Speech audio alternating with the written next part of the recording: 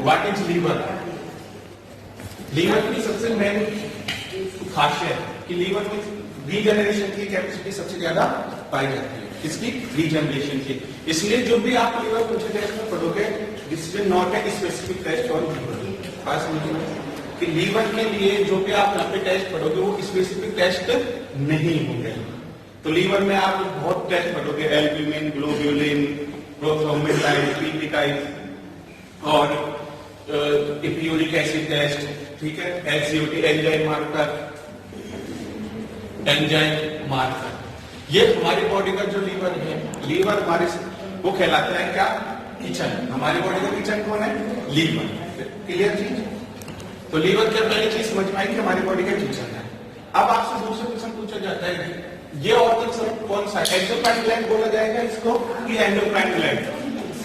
Exocrine gland. Biggest exocrine gland is called of liver. That's final. एक होती है endocrine gland, secrete by hormone, ठीक है, क्या करती है वो? सीक्रेट हार्मोन का करती है। और सबसे biggest endocrine gland is thyroid gland.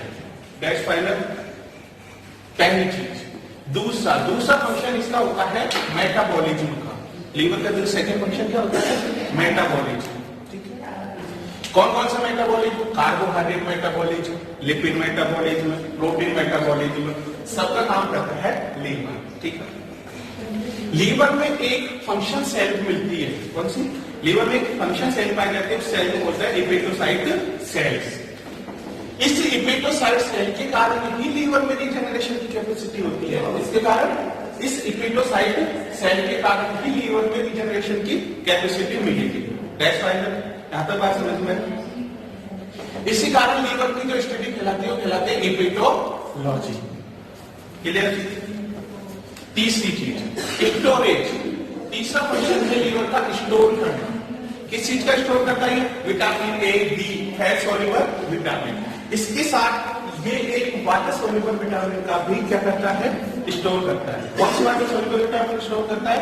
Vitamin B12। That's fine. कौन सा? विटामिन B12 का स्टोर करता है। तो इसका तीसरा फंक्शन क्या हुआ?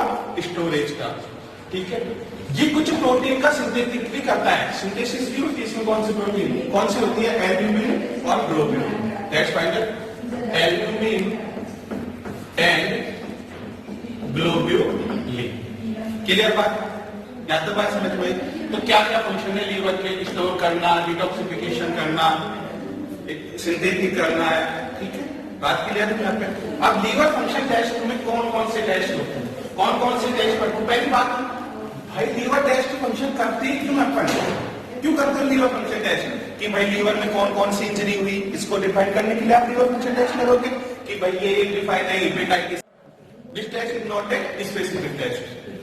क्लियर बात? यहां तक बात समझ में आ गई? अगली चीज, इसमें कौन कौन से टेस्ट परफॉर्म होंगे? ए मींस एल्ब्यूमिन प्रोटीन का, इसको अपन एबीसीडी से याद रखेंगे।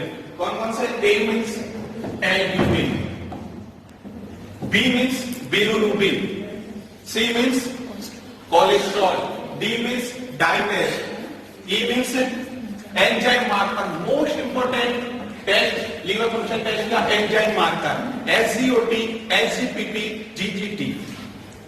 That's clear? SGOT. What is SGOT? Serum glutamate oxaloacetate transaminase. That's fine. SGPT serum glutamate transaminase 5-way transamination. इसमें P और इसमें OP। डिफरेंस O का है और इसमें डिफरेंस है P का। यहां तक बात क्लियर है तुम्हारा कि कौन कौन से टेस्ट?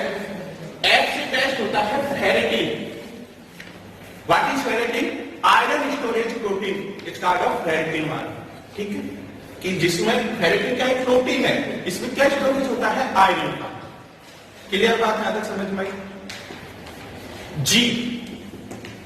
जी से करोगे आप galactose tolerance test. Galactose tolerance test. Clear चीज? बात समझ में आई? X से यूरिक एसिड टेस्ट, ठीक है। और P से करोगे प्रोथ्रोम्बिन टाइप। ये आपको लीवर फंक्शन टेस्ट में ये टेस्ट आपको पढ़ना है। टेस्ट क्लियर है? पहला आता है bilirubin. What is bilirubin? Heme को डिग्रेड करने की तो भाई हीम नाम सुना आपने, हीमोग्लोबिन, उसके डिग्रेडेशन की आप क्या फॉर्मेशन करोगे, किसका फॉर्मेशन करोगे? बिलिरुबिन का। बात समझ में? हीमोग्लोबिन के डिग्रेडेशन से जो भी बनेगा वो ही कहलाता है बिलिरुबिन। ठीक, बिलिरुबिन मेनली 2 टाइप के होता है, कॉन्जुगेटेड बिलिरुबिन और अनकॉन्जुगेटेड बिलिरुबिन, यानी इसको आप बोल सकते हो डायरेक्ट बिलिरुबिन या इनडायरेक्ट बिलिरुबिन। अब कॉन्जुगेटेड और अनकॉन्जुगेटेड नॉर्मली भाषा में क्या बोलोगे भाई? एक तो वाटर सॉल्युबल है और एक वाटर इनसॉल्युबल है। दो टाइप के कॉन्जुगेटेड और अनकॉन्जुगेटेड। कॉन्जुगेटेड मींस क्या होगा? Soluble water, unconjugated water insoluble. That's final बात हुई ना सबकी। लेकिन इन सबों के लिए ये अपन नॉर्मल भाषा में बोलते हैं। एक साइंटिस्ट आया, कौन सा साइंटिस्ट है? नाम वांडरबर्ग साइंटिस्ट। वांडरबर्ग साइंटिस्ट ने इसको दिए कलर के आधार पे कि भाई एक तो कलर डायरेक्ट दे दे। नाम से पता चल रहा है डायरेक्ट शब्द कि डायरेक्ट मतलब डायरेक्ट। एक तो तुम सीधा डायरेक्ट शुरू जाके प्रपोज कर दो, है ना, और एक इनडायरेक्टली दोस्त के द्वारा प्रपोज करा दो, तो डिफरेंस है ना। तो उसमें मतलब रिजल्ट इनडायरेक्टली में मतलब किसके द्वारा रिजल्ट आ रहा है? दोस्त के द्वारा रिजल्ट आ रहा है, यानी उसमें किसका भागीदारी है? दोस्त भागीदारी है, तो इसका नहीं वो इनडायरेक्ट। यदि तो उसने जाके सीधा बोल दिया तो वो डायरेक्ट। ठीक है, डायरेक्ट एंड इनडायरेक्ट। इसके कारण इसे बोलता है बाइफेजिक रिएक्शन। कौन सी रिएक्शन? बाइफेजिक रिएक्शन। बात समझ में आती? क्या होता है? बिलिरुबिन की अगर नॉर्मल रेंज से ज्यादा, यदि 2 मिलीग्राम डेसिलीटर से ज्यादा बिलिरुबिन इंक्रीज हो जाए तो इज कॉल्ड ऑफ जॉन्डिस। क्या बोलोगे उसको? जॉन्डिस हो गया भाई। ठीक है, अब जॉन्डिस तो पता ही है, जॉन्डिस के क्या है कि येलो कलर का एक्सप्लेना, येलो हो जाना पूरा, वो क्या होता है? जॉन्डिस। ठीक है, बात समझ में आई? अब जॉन्डिस भी 3 टाइप के आपने पढ़े होंगे। हिमोलाइटिक जॉन्डिस, जहां भी ही मतलब आ गया ना, मतलब ये शब्द है कि ब्लड से रिलेटेड कौन कोई बात कर रहा है। ठीक है, तो हिमोलाइटिक जॉन्डिस। दूसरा जॉन्डिस हिपेटिक जॉन्डिस। तीसरा जॉन्डिस पोस्ट हिपेटिक जॉन्डिस। बात समझ में आई यहां तक की? यहां तक कोई दिक्कत? तो देखो, हिमोलाइटिक जॉन्डिस,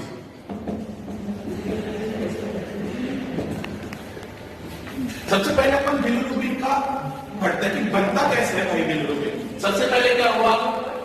हीमोग्लोबिन। हीमोग्लोबिन में हीम का क्या हुआ? डिग्रेडेशन हुआ। बात समझ में आया? आई बात समझ में? हीम के बाद क्या बनेगा? बिलिवर्डिन। हीम का टूटने पर क्या बनेगा? बिलिवर्डिन। बिलिवर्डिन क्या बनाएगा? बिलिरुबिन। और कौन सा बिलिरुबिन बनेगा? Water insoluble. अब भाई ये वाटर इनसॉल्युबल है तो इसको तो अपन को अपना शरीर में 80% वाटर है, फिर ये एग्जिस्ट नहीं कर रहा, तो इसको लीवर में पहुंचाने का काम करेगा ब्लड। किसके द्वारा जाएगा? ब्लड के द्वारा, बाय ब्लड। फाइनल बात समझ में? वहां पे जाने के बाद फिर ये यूडीपी के द्वारा ये चेंज हो जाएगा, जिसमें कॉन्जुगेटेड बिलिरुबिन।